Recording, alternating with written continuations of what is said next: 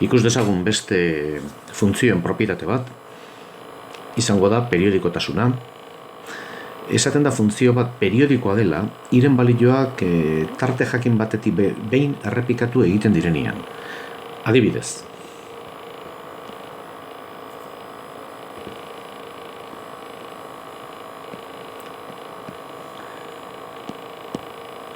funtzio bat, 2, 3, 4, eman dezagun funtzioa horrela dela,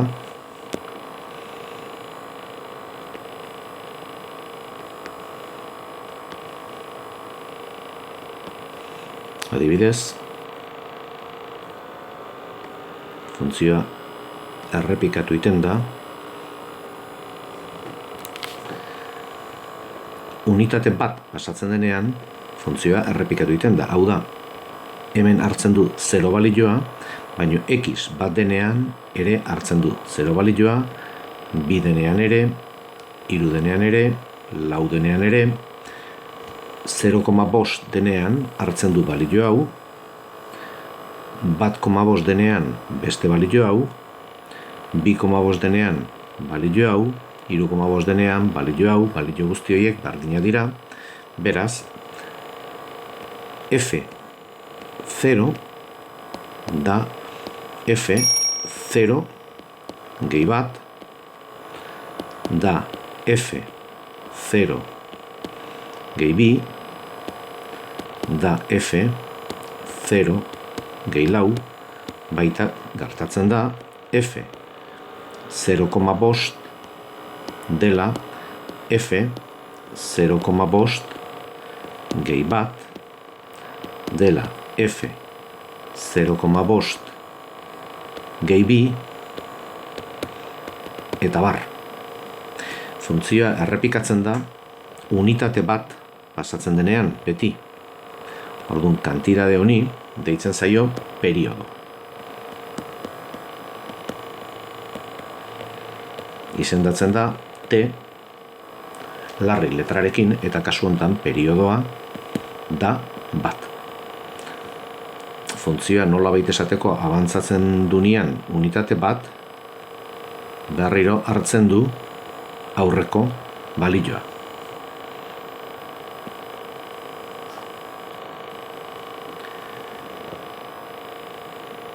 Ariketa honetan ematen digute funtzio baten adierazpen grafikoa eta galdetzen digute ea funtzioa periodikoa den ala ez, eta kalkulatzeko periodoa.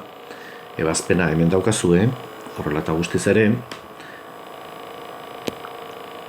erresa da konturatzea, hartzen badegu balio hau, x 0 denean, eta x 2 denean, eta x 4 denean, eta 6 denean, 8, 10, 12, 14, eta bar, funtzioak hartzen du beti balio berdina, kasu honetan 0. Bat hartuko bagenu, x bat denean, funtzioa balio du, ikusten dezue, 3. Eta 3 denean, baita, eta 5 denean, ere, eta 7 denean, ere. Hau da, funtzioaren balioa errepikatzen da, eta bere periodoa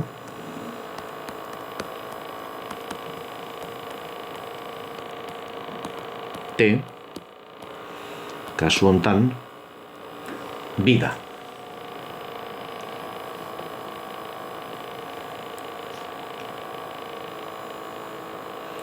Aztertuko dugu funtzio hau, ez bakarrik periodikotasun aldetikan, baizik eta laburpen moduan orain arte ikusitako kontzeptu guztia, propietate guztia kontutan hartuta. Horregatik esaten digute, aztertu funtzioa, ez digute hain zuzen ere periodikotasuna aztertzeko esaten. Eremua, azter dezagun, eremua zan ze balio, x-en balioentzat dago i.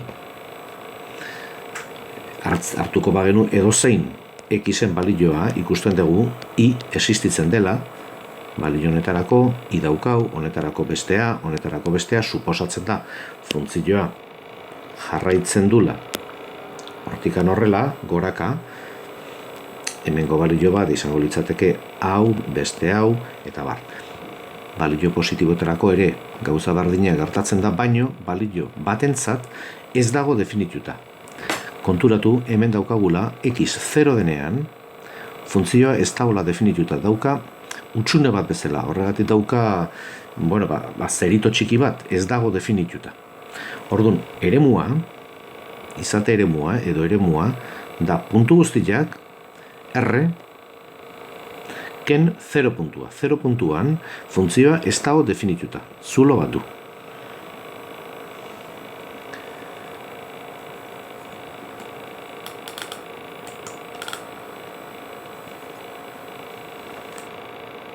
Ibiltartea, gauza bera, baino I ardatzarekin. Ikusten dugu, I negatiboa denean, funtzioa ez dagoela definituta. Hau da, hemen, tarte hontan, ez daukau funtziorik. Ariketak suposatu du, hemendikan, funtzioa jarraitzen dula, baino ez dala pasatzen 0,5-etik. Beraz, ibiltartea da 0,5-etik plus infinitora. Plus infinitora, leheno esan dugun bezala, hortikan suposatuko dugu, funtzioa goraka dijoala, gero eta gorago, plus infinitorutz. Beraz, ibiltartea izango litzateke 0,5-etik plus infinitora.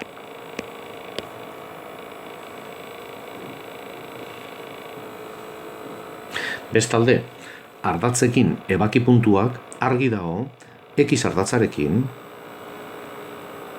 funtzionek ez dauzkala ebaki punturik. Ez du inoiz x ardatza ebakitzen. Eta I ardatza, honekin kontu zibili behar dugu, badirudi baietz 0,5 puntuan badirudi ebakitzen dula, baino, leno esandakoaren arabera, hor funtzioa ez dago definituta, hor daukau utxune bat. Beraz, esan dezakegu funtzioak ere ez dula ebakitzen I ardatza. Ez bata, ez bestea beraz. Gorakortasun eta berakortasun tarteak. Fijatuko gea, adierazpen grafikoan, zati honetan, ikusten dugu funtzioa berakorra dela, muitu behar gea, gogorarazten dizuet, ezkarretik eskubira, 0 puntuan ez dago definituta, 0-tik bat, 2, 3 gorakorra da, eta 3-tik aurrea berakorra. Beraz, laburbilduz esango genuke, gorakorra dela 0-tik 3 eta berakorra, hemen jarriko dut, berakortasun tartea da ezkerretik hasita minus infinitotik 0-ra eta 3-tik plus infinitora. Bestalde, argi ikusten da funtzio honek ez ditula simetriak ez jatorriarekiko, ez I ardatzarekiko. Eta badirudi ere funtzio periodikoa ez dela, ez baita errepikatzen.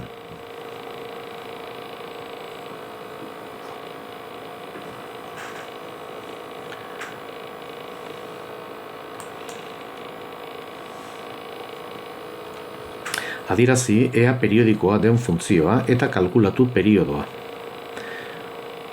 Ikusita berehala konturatzen gera, errepikatu iten dela funtzioa. Ikus dezagun zein dan periodoa har dezagun adibidez 0 puntua, hemen daukau, x 0 denean, funtzioa i balio du 3, eta 3 balioa hartzen du berriro hemen,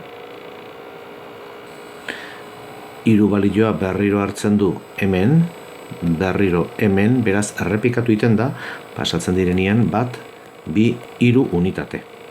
1, 2, 3, 1, 2, 3, irunak errepikatzen da. Beraz, funtzioa periodikoa da, eta bere periodoa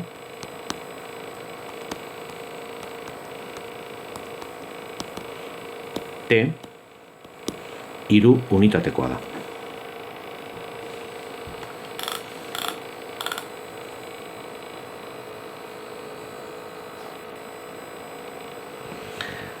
Ariketa hontan, eskatzen digute marrazteko periodoa 2 duen funtzio bat eta periodoa 4 duen beste bat. Az gaitezen, lehenbiziko kasuan, periodoa 2 duen funtzio bat irudikatuko dugu.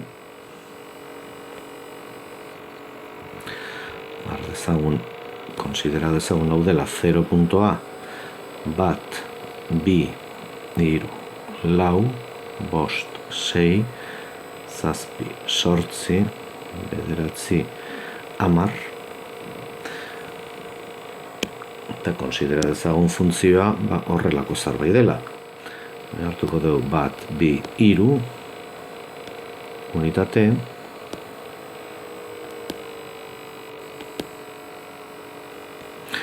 izan ziteken horrelako funtzio bat.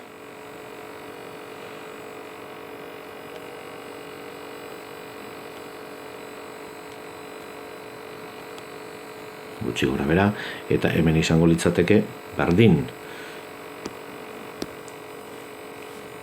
X negatiboetarako, hau da, i ardatzetik ezkarrea, hau da, 2, 4, 6, 8, 10, funtzio hau periodikoa da, eta bere periodoa 2 da.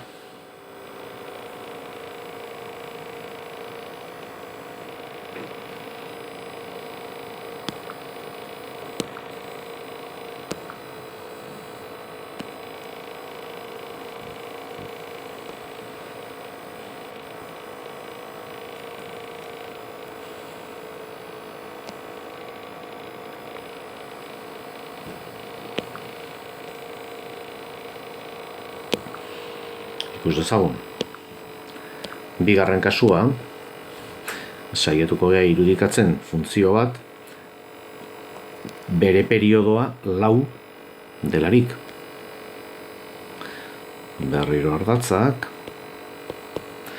x ardatza, y ardatza, unitatea jartzen ditugu, 1, 2, 3, 4, 5, 6, 7, 8, 9, 10, 11, 12, 13, 14, 15, 16, pentsa dezagun funtzioa horrelako zerbait dela.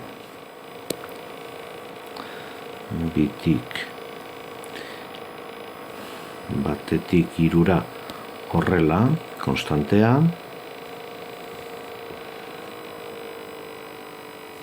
bostetik 7 konstantea, 8 9tik 11 ere konstantea, horrelako zerbait,